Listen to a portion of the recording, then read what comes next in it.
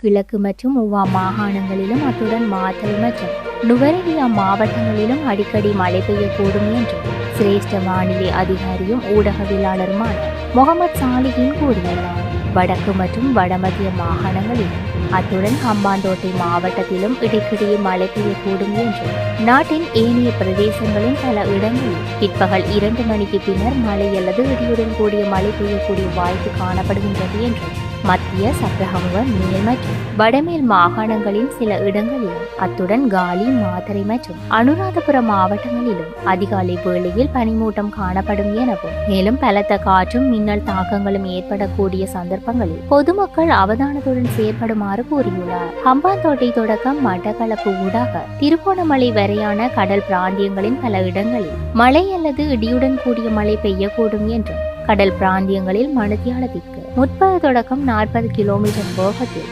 வடகிழக்கு திசையில் இருந்து காற்று வீசும் எனவும் களுத்துறை தொடக்கம் கொழும்பு, புத்தளம் ஊடாக மன்னார் வரையான அத்துடன் ஹம்பாந்தோட்டை தொடக்கம் பொத்துவில் ஊடாக மட்டக்களப்பு வரையான கடல் பிராந்தியங்களில் மணித்தியாலத்திற்கு 45 தொடக்கம் 50 கிலோமீட்டர்களும் கூடிய வேகத்தில் அடிக்கடி காற்று அதிகரித்து வீசக்கூடும் எனவும் இவ்வாறான சந்தர்ப்பங்களில் இக்கடல் பிராந்தியங்கள் ஓரளவு கொந்தளிப்பான நிலையில் காணப்படும் எனவும் ஆனால் இடியுடன் கூடிய மழை பெய்கின்ற சந்தர்ப்பங்களில் பலத்த காற்று வீசுவதுடன் அவ்வேளைகளில் கடல் பிராந்தியங்கள் தற்காலிகமாக மிகவும் கொந்தளிப்பான நிலையில் காணப்படும் எனவும் சிரேஷ்ட வானிலை அதிகாரியும் ஊடகவியலாளருமான முகமது சாலிஹின் தெரிவித்துள்ளார்.